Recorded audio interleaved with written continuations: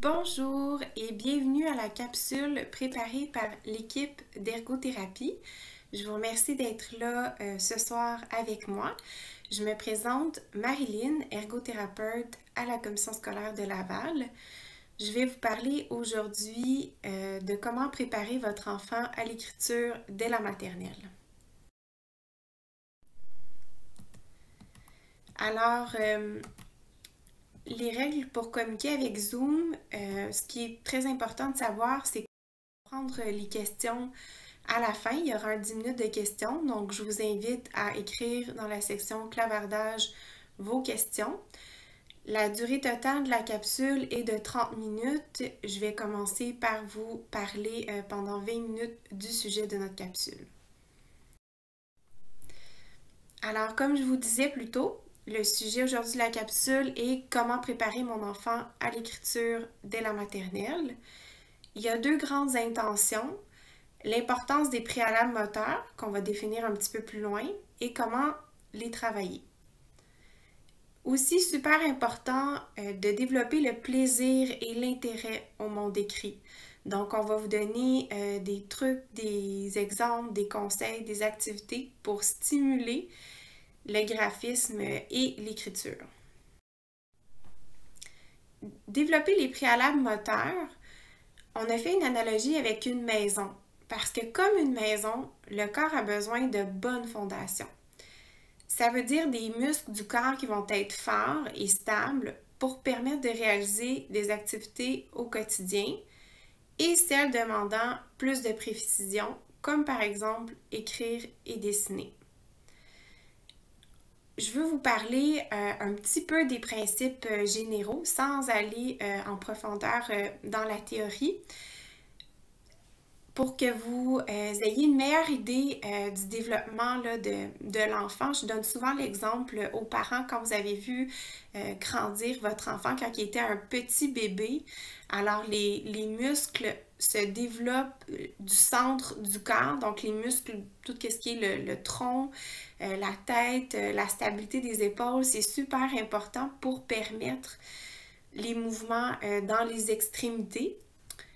C'est ce qu'on appelle aussi, là, quand je vais parler de grands muscles ou de gros muscles au cours de la présentation, c'est vraiment les muscles, beaucoup de notre tronc.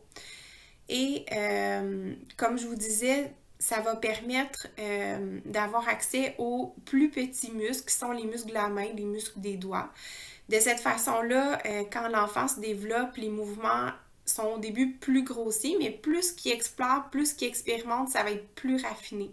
Puis c'est ce qu'on va voir souvent là, à l'âge préscolaire quand il rentre à l'école, même à la garderie. Il y a déjà eu une exposition où là, on manipule différents outils scolaires, que ce soit le crayon, le ciseau, tout ça. De plus en plus, il développe ses capacités. C'est aussi très important pour le corps comme principe fondamental d'être stable pour permettre la mobilité et avoir justement des mouvements efficaces. Si votre enfant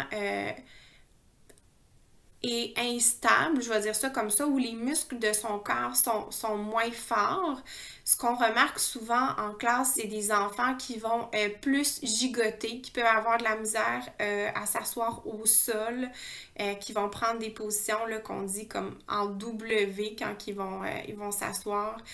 À la chaise aussi, on remarque que c'est des enfants qui sont plus fatigables, qui vont plus bouger et c'est ça, c'est tellement plus énergivore pour le corps que c'est plus difficile après ça d'aller chercher les mouvements de précision pour écrire, dessiner, colorier, faire un bricolage. Donc, c'est ce qu'on remarque le plus souvent comme impact concret dans la classe. Quels sont les préalables moteurs à l'apprentissage de l'écriture? Alors, on sait que la maternelle, c'est une étape très charnière pour bien préparer à la première année. Souvent, la première année, on sait que la capacité à rester assis sur une plus longue période, c'est quelque chose qui augmente par rapport aux exigences de maternelle. Donc, c'est très important, encore une fois, d'avoir cette stabilité-là j'ai dit postural, là, mais c'est la même chose. On veut dire des muscles qui sont forts et stables. Donc, on est plus dans le registre de la motricité globale à ce moment-là. De développer aussi la capacité à tenir et manipuler le crayon ainsi que les autres outils scolaires, ce que j'ai commencé tantôt à vous parler, parce qu'en première année, bon, on utilise non seulement plus le crayon, mais il y a aussi toutes les faces, le taille-crayon, la règle, on manipule beaucoup plus de matériel aussi. Donc ça, c'est toutes des capacités qui sont plus dans le registre de la motricité fine. Et on apprend à développer la capacité à copier des lettres et des formes. On sait aussi que environ 50% du temps à la première année va être consacré justement à cette compétence-là d'apprendre à copier des lettres et des formes. Alors, c'est super là, important de bien préparer son enfant à ça. Et on sait que la motricité fine serait reliée au rendement ultérieur en écriture et en lecture, d'où l'importance de solidifier nos préalables moteurs, nos fondations de maison, pour que votre enfant arrive en première année avec les bonnes bases permettant de faire les apprentissages qu'on vient de discuter sur cette diapositive. Je veux vous parler plus concrètement d'exemples d'activités, comment on peut pour tout le corps renforcer nos muscles pour qu'ils soient stables et forts. Donc, sans parler de tous les groupes musculaires, là, parce que ça en travaille vraiment beaucoup. On se rappelle que, comme je vous ai dit, le but, c'est vraiment de renforcer les muscles de mon tronc, la stabilité des épaules, entre autres, et beaucoup d'autres groupes musculaires pour me permettre non seulement d'avoir une bonne position assise, mais aussi justement de permettre là, tous les mouvements qui sont plus en fait, qui sont plus au niveau des doigts, en fait, les mouvements qu'on appelle là, de précision. Alors, ça va permettre cette chaîne-là, cette cascade-là, de bien développer tous ces préalables-là. Donc, je vais concrètement dans les activités pour réchauffer tout le corps. On parle de comptines avec des gestes. Il y a des histoires aussi, des fois, qu'on peut raconter qui font imiter justement différents gestes en fonction de l'histoire. Des jeux de Jandy, Just Dance, Zumba, Yoga, il y en aurait plein d'autres encore, c'est quelques exemples. C'est des histoires animées, ce que je cherchais tantôt quand je vous parlais des histoires avec des gestes, mais bon, ça se ressemble un peu, là, vous comprenez le concept, comptine ou histoire avec des gestes. De varier les façons de se déplacer. Ça, c'est quelque chose qui est très gagnant au préscolaire, que les enfants aiment beaucoup. Donc, on apprend à marcher, à imiter des animaux comme l'ours, le serpent, le crabe. Je vous invite à aller consulter aussi toutes nos ressources et références à la fin. Il y a 3 petites vidéos qui ont été faites par une clinique d'ergothérapie privée pour vous démontrer justement à quoi ça ressemble la marche de l'ours, du serpent et du crabe. De varier les positions de jeu ou de travail, super intéressant aussi. On a un indicateur de temps, environ 2 minutes. C'est juste le principe de commencer graduellement et surtout de toujours observer les signes de fatigue du corps de votre enfant. Donc, jouer à plat ventre ou écrire, faire un casse-tête. Donc, on voit vraiment la photo du petit garçon ici qui est à plat ventre. Travaille beaucoup les muscles de notre corps. Dessiner au mur aussi, ça c'est super intéressant. Ou dans les fenêtres.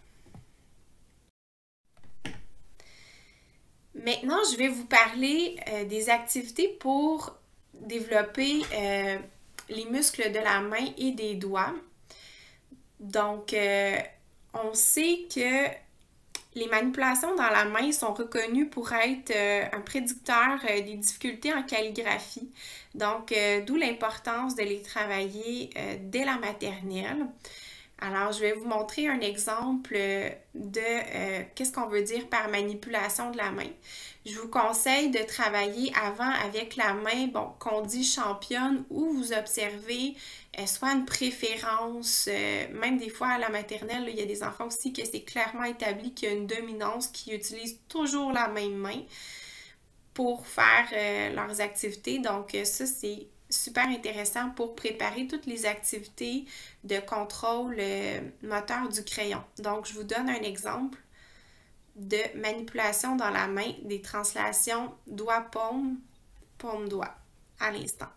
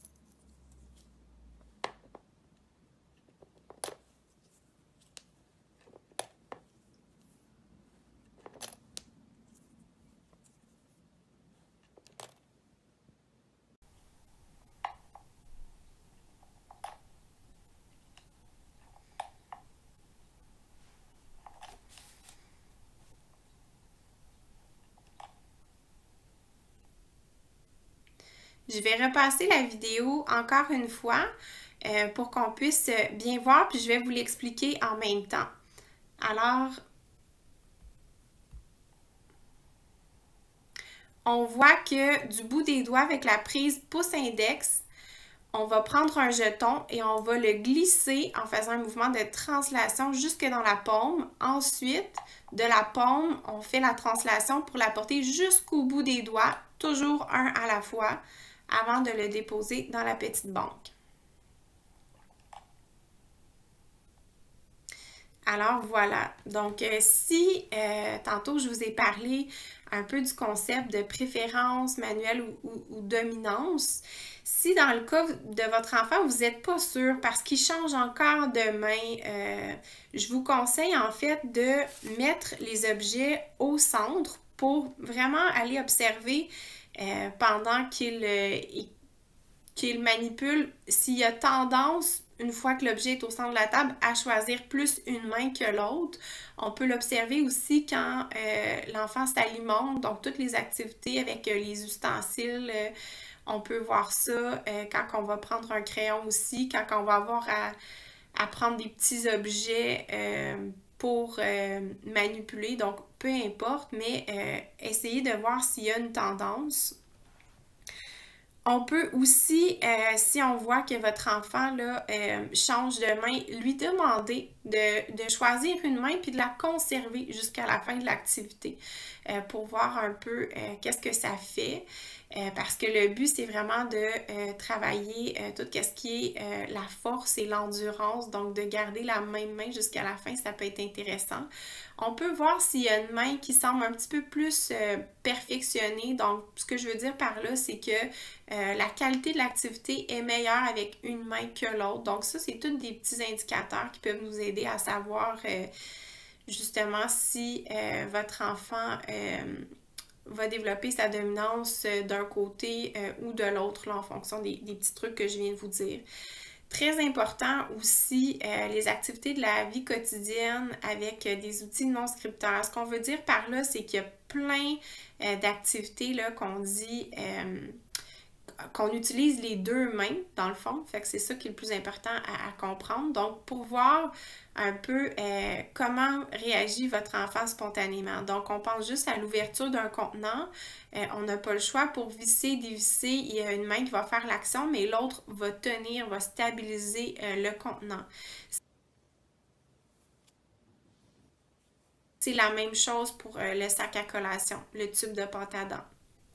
quand on a aussi à s'habiller, donc tout ce qui est la manipulation, fermeture, éclair et boutons, c'est des activités où on a besoin de solliciter les deux mains pour réussir cette activité-là. On peut penser aussi à la pâte à modeler, donc de faire avec les deux mains. Développer le plaisir du graphisme et de l'écriture. Choisir le moment où vous et votre enfant êtes disposés est une excellente idée. On l'a mis un petit peu plus loin aussi, mais je trouve que c'est important d'en parler en même temps. De faire participer d'autres membres de la famille peut être intéressant aussi pour avoir une influence positive. Des fois, s'il y a une grande sœur ou un grand frère qui veut participer avec vous, ça peut être motivant de cette façon-là aussi. Offrir plusieurs choix et les rendre accessibles. Ça aussi, c'est quelque chose d'intéressant que la majorité des enfants vont apprécier, d'avoir un choix. De laisser votre enfant expérimenter. Donc, on est beaucoup là-dedans au début parce que comme le sujet est de développer le plaisir, la motivation, l'intérêt, donc on ne veut pas non plus avoir trop rapidement des exigences trop élevées qui pourraient décourager votre enfant, surtout s'il n'est pas porté à faire ce type d'activité de graphisme et d'écriture. Faire des activités avec les intérêts, on en a mis quelques-uns ici, dinosaures, voitures, princesses, mais il y en a plusieurs autres, donc allez-y avec ce que vous connaissez de votre enfant, ce que vous avez de disponible aussi à la maison comme matériel. D'intégrer dans les jeux des activités ludiques pour montrer l'utilité des productions. Ça, c'est toujours super intéressant. Comme par exemple, si votre enfant aime beaucoup les voitures, on peut dessiner des routes et après ça, on va pouvoir jouer avec les routes qu'on a dessinées justement. De préparer une carte de fête pour grand-maman, par exemple. C'est quelque chose aussi qui va souvent attirer les enfants parce qu'il va avoir une utilité. On va pouvoir la montrer ou la donner. Donc, ça aussi, c'est intéressant. De faire une partie de la tâche pour l'enfant va permettre des fois de motiver votre enfant un peu de la même façon que si on vient à diminuer la surface ou la taille des dessins. Il y a des fois des enfants qui vont se décourager, qui vont dire « c'est trop long, j'en ai trop à colorier » par exemple. Donc ça peut être intéressant aussi pour aller chercher la motivation et le plaisir. D'encourager les efforts et les bons coups plutôt que la performance. Et afficher les productions pour valoriser votre enfant. Donc, ça, c'est un petit truc et conseil que souvent les parents font, d'afficher sur le frigo, par exemple, le bricolage. L'enfant est très content là, de voir cette reconnaissance-là. Si je poursuis dans des exemples d'activités qu'on peut faire pour développer le plaisir du graphisme et de l'écriture, n'hésitez pas à explorer différents types de crayons. On le dit beaucoup au préscolaire. Souvent, on a tendance à utiliser les feutres, mais il y a beaucoup d'autres choses que des feutres. Il y a des crayons aussi qui sont odorants, des étompes, il y en a qui sont scintillants, des gros ou des petits. Des crayons de cire aussi, très intéressants. Bois, pastel, encre. Donc, tous ces crayons-là, votre enfant va s'habituer à la grosseur, la forme, la résistance. Puis c'est comme ça qu'il va développer une prise qui est plus mature et fonctionnelle. De découvrir des nouveaux médiums aussi peut être intéressant pour, encore une fois, la motivation. On a dit crème à raser, mais ça pourrait être la crème fouettée, la peinture à doigts, d'avoir aussi des outils un peu plus inusités pour faire notre graphisme, notre bricolage, nos activités d'écriture. Donc, une plume, ouate, pompon, c'est quelque chose qui peut être intéressant. Colorier sur différentes surfaces, donc le fameux carton, souvent on l'utilise, mais aussi sur l'asphalte avec des craies, dans le sable, ça peut être aussi, il y a des crayons qui se vendent aussi pour, je dis qu'ils se vendent, là, mais on peut utiliser toutes sortes de choses tant que c'est pas permanent, là, pour nos miroirs, nos fenêtres aussi. On peut, avec des crayons à maquillage, le faire aussi dans le corps, dans le dos. Donc, n'hésitez pas à utiliser différentes surfaces, différents plans. Il y a aussi des activités, quand on parle de modifier la tâche, c'est pour aller peut-être chercher un peu plus le côté créativité, plaisir et intérêt. Donc, un dessin musical, c'est tout simplement de mettre une musique et de se laisser inspirer. Si la musique est lente ou rapide, le rythme change, ça peut donner lieu à différents types de dessins, de graphismes.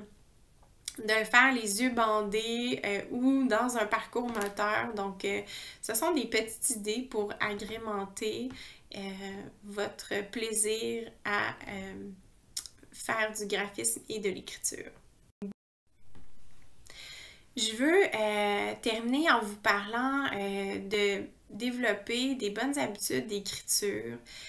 Des fois, il y a des parents qui me disent que c'est difficile, par exemple, le prénom, d'écrire le prénom. Des fois, ça arrive encore à la maternelle que ça peut être difficile. Donc, ce que je recommande en premier lieu, si c'est pas acquis d'écrire le prénom, on peut toujours continuer et poursuivre avec la reconnaissance des lettres.